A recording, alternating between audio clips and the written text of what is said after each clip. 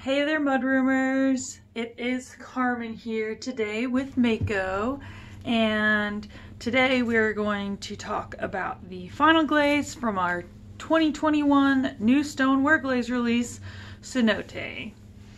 So Cenote is the one crystal glaze from this release, as well as the one glaze that is recommended for dinnerware surfaces. So this one can come into contact with food.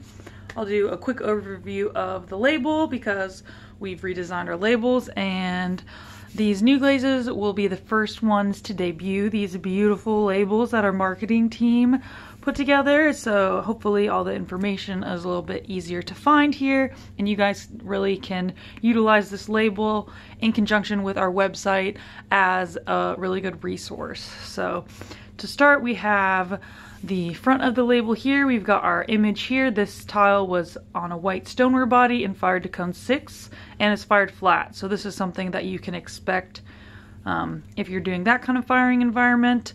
As you'll see later, these crystals do kind of move a little bit when you fire it on a vertical surface, as you can kind of see where the tile starts to dome. So here we have our cone recommendation. We have cone 5 to 10 for all of our stoneware glazes. Like I said, this is fired to cone 6. We have cone 10 results on our cone 10 reduction results on our label, as well as images and the description on our website. So be sure to check that out if you want to know cone 6 or cone 10 reduction results. I'll showcase some cone 5 results here, and you can do anything in between there. Just keep in mind to do some testing. And then this panel here, we have our AP certification, our dinnerware safe standing, as well as our lot number, which we'll use for any technical reporting that you need to do. On this side here, we've got our cone 6 and cone 10 descriptions, basic application instructions, as well as our dry recommendation. Any glaze that you're going to use as a dry, it's the same name and number, but SD instead of SW as the number. So it's pretty straightforward, but if you need questions there. And then we have our suggestions and tips. Here for the crystal glazes, on all of them we will be denoting what the base glaze is. So this base glaze is Norris Blue, which is sweet because that glaze is amazing on all accounts, as well as in combination. So that mixed with some of these beautiful, really mobile brown crystals is going to be a really, really fun one to experiment with. So I can't wait to see what you guys come up with once you get this in your hands. And then this kind of just goes over basic suggestions for using crystal glazes. So thicker application will produce more crystal melt. Those crystals can produce a lot of mobility, so keeping in mind where you're loading the crystals, how heavily you're applying the glaze, as well as how to utilize this out of the jar. So down here, all of these crystals are concentrated, and you're going to want to use a spoon to break them up, mix them into the glaze, make sure you shake it in there really well. I do have a video doing a tutorial about how to do this and the best application for using our stoneware crystal glazes to get success. And then if you're using the dry glaze, using our stoneware crystal glazes, we recommend to actually pour the glaze instead of dipping it, so to ensure that you're getting as many crystals as you can, because since you're using a thinner formulation with the dry glaze, those crystals are going to settle to the bottom really easily. Yep, so just all basic crystal instructions, and then here you'll have your safety instruction. There's no label or anything like that here because this is dinnerware safe. This is AP certified. We don't have a CL warning, so this is a really straightforward glaze to be using. You don't have to worry about really anything except for maybe overloading the crystals and it having a lot of mobility, I suppose. This one's not going to be one that you have trouble getting crystals in. As you can see, there's a variety of crystal sizes, so it'll be really easy to have those incorporated in your glaze. Sometimes the glazes that have larger crystals and that are a little bit thinner, it's kind of hard to get a good even crystal dispersion, but this one you're not going to have any problems. So to go into the glaze performance, here we have our cone 6 performance. As you can see, this is a perfect example showcasing how more glaze produces more crystal movement, so as well as how well the crystals get distributed. So one coat here we have just like speckles basically, with a really light kind of greenish blue, and as you build up the color you build some more of that white float that happens with this glaze that really brightens that blue up, as well as the crystal mobility. So 1, 2, and 3 coats. This was just fired to cone 6, no hold or anything like that to create this movement. The movement is basically just because of the application. So I really like how this kind of mixes in here. It does break a bit over texture, but with those crystals it's kind of easy for it to kind of get lost, since there are so many. And then here we've just got a full cone 6 firing, 3 coats on the whole thing. So this kind of, here you can showcase what the difference is on vertical and flat surface. You get a little bit more of that speckling, and a lot more of that glaze is pulling down on a vertical surface. Here we've got our cone 5. So this glaze, since it's a gloss glaze, actually the finish isn't really affected by the less heat work. The color is a little bit darker, and then the crystals don't quite move as much. So this is a little bit more blue. We've got a little bit more white here. There is still mobility with the crystals, so it's nothing super dramatic, but there is a slight variation. You can kind of see it better here. But again, nothing too crazy. This glaze looks sweet all the time. So you just have to know what kind of sweetness to expect. So that's the cone 6 and cone 5 results. And then we can talk about what it looks like with Flux. So we've got light Flux on this side, dark Flux on this side. Here I put the Flux underneath the Cenote. So Cenote, first I did the 2 coats of Flux, so I just did the Flux on this band here, and because of the crystals with the Flux, I did anticipate movement, so I was sure to recede my coats. So you can kind of see here where I only have 1 coat. I didn't quite do it as dramatically as I did with the other 4 glazes, because this base glaze isn't very mobile. A lot of the mobility here is because of the crystals. So I did 1 coat to here, probably 2 coats to here, and 3 coats to here. So the receding was not quite as dramatic as it was on the other ones. On the other ones I did 1 coat to here, 2 coats like halfway down, and 3 coats just on the very top, because I knew it was going to move a lot. So yeah, I did 2 coats of Flux underneath the receded coats of Cenote here. I love that this really brings out kind of like a purple. You can see a bit of a brown. The dark Flux really complements this really well because it does bring out some blues, bring out some browns, as well as creates some purple here, which is nice. And then the light Flux kind of got taken over by the dark Flux because of this texture, but it really brightens up that glaze. Kind of gives it a nice little melted ice cream feel. And then on this side, this kind of showcases how the colors work a little bit better since they're not running into each other. And this is Flux over Cenote. So not a huge difference in performance here. Sometimes the order that you layer them will matter. Sometimes it doesn't. This is really a really mobile and like kind of fluid product, I guess. So they really intermingle a lot. The stiffer glazes are going to be what makes a difference when you do over or under with our Fluxes. So yep, that's our Flux, fired to cone 6 on a vertical surface, no hold or anything special like that. And then here we have our cone 10 and our cone 10 reduction. So I love this kind of body staining that happens here. These crystals really did move a lot, and the glaze got a lot darker. And I have another sample here, just like I showcased with all other ones. This I had fired in a different cone 10 kiln and had different cone 10 results. So no matter what, it does get a bit darker.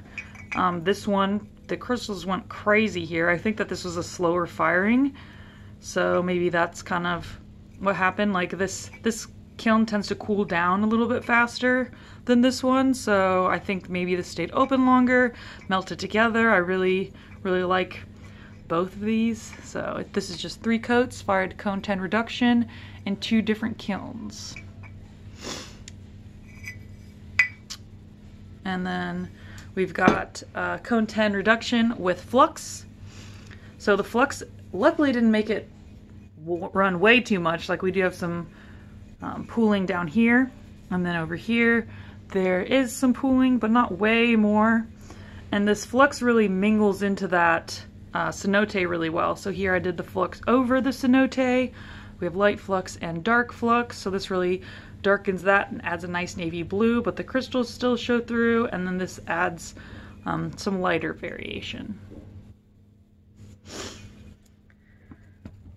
All right, and then we'll have our alternative clay bodies. So for the Cenote glaze, we actually did do just our typical recommendation for the alternative clay bodies. We did a cone 6 firing with a 10-minute hold. On the other 4 glazes from this release, to get these to be successful, we did a cone 6 firing with a slow cool to keep it open a little bit longer, and that really helped prevent any pinholing in those glazes. But this one's a little bit more straightforward. The Norse blue plays really well with other glazes. You might not even need to do the 10-minute hold, honestly. Norse blue is a really versatile base to have in this glaze. So here we have it on a light speckled clay. The speckles kind of come through. It's hard to tell because these crystals kind of look just like the speckles. So it looks like this wasn't applied super heavy, or we'd have a little bit more mobility here. But this showcases itself pretty well on the light speckled clay. And then we have the brown speckled clay. So this one, great success. We had the speckles kind of come through. They complement the crystals in this glaze, and the color doesn't change a lot. It looks a little bit more greener to me, just a little bit darker, but still a nice blue with some brown. And then here we have it on a dark brown clay body. Again, still staying nice and blue with these crystals. So it looks like the crystals don't really melt quite as much on the darker clay, but that could just be the application. So maybe if I had applied it a little bit thicker, we would have a little bit more mobility with the crystals on that dark clay. And here we have our glaze combination. So here is, let's see, it's Cenote over Night Moth. And this is super, super cool. I love the way that this breaks. It brings a lot of depth into this here. And then it looks like this Night Moth had a lot of crystals in it, but that could also be these brown crystals from the Cenote kind of breaking up the Night Moth crystals. I love this combination. It's really amazing. I love the variation. It has lots of depth, lots of movement. Like, oh, it's so cool. So this one's really nice. And I do have the sample here to kind of showcase the vertical and flat contrast, so you can kind of maybe anticipate what it'll look like one versus the other. Just so you know that they do change a little bit. So you can see here, these crystals were clearly fired flat. They stay circle, but when you have them vertical, they're going to have movement to them, like we have here. So I just wanted to kind of showcase that comparison. Because there usually is some variation in the flat versus vertical results, especially with glazes that have mobility, such as every glaze in this 2021 Stoneware Glaze release. So,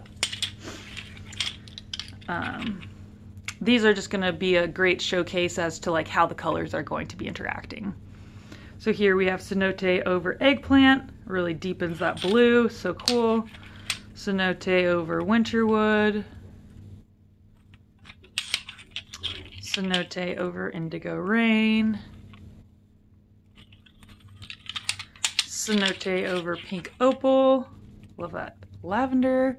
I'm kind of a purple freak, so anything that showcases a nice purple, I'm about it. And then back to the Night Moth. Here we've got Cenote over Gray Matte, so this probably wouldn't produce way more mobility because this is super stiff, but this does darken the color. This is Cenote over Tea Dust. Again, this depth is so nice with that lovely purple. I love it. And then Cenote over Weathered Blue.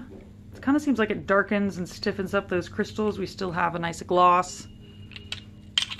Cenote over Emerald, I think. Yeah, the Cenote over Emerald. So I wanted to showcase something that kind of had a different color than blue or purple, even though these are the best. And then the last handful of combo tiles we're going to showcase, we have Cenote over Sand and Sea. So Sand and Sea is kind of one of the sister glazes to Norris Blue, so I wanted to see how those work together. They look really, really cool on a flat surface. So vertically, you probably wouldn't have this kind of depth. Like, oh, that's so cool. How those crystals showcase themselves there. I love it. Super cool. Then Cenote over Blue Surf. This kind of performs a little bit similar. And Cenote over Black Matte. And Cenote over Root Beer. Actually, we already showcased this one, I think. Yeah, Cenote over Root Beer was this one. I feel like I didn't say that, but anyways. I think that's all that I have for you guys in regards to Cenote and actually our whole entire 2021 Stoneware Glaze release. I hope that you found these really useful. We're hoping to build up an inventory of these glaze profiles for all of our Stoneware glazes, just to kind of give you an idea as to what you're working with as to performance.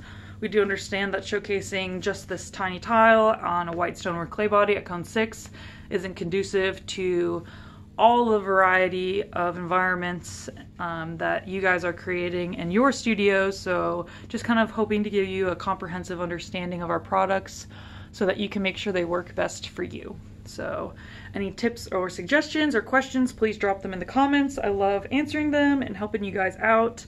Always be sure to check out our website. It's an amazing resource. We redesigned our website and it's way more user-friendly. You can look up information, the most up-to-date information about all of our products on our website. So if you're questioning anything and you want up-to-date information, of course you can always contact us, but you do have access to a resource 24/7, 365 to kind of help yourself figure out what you need to know about these glazes. So keep your eyes peeled for our sample kit, which should be coming out in the next week or so. Hopefully we can get these glazes in your guys' hands soon. Thanks so much for taking the time to tune in today. We really, really appreciate it. Thanks so much, everybody. And as always, make it Mako.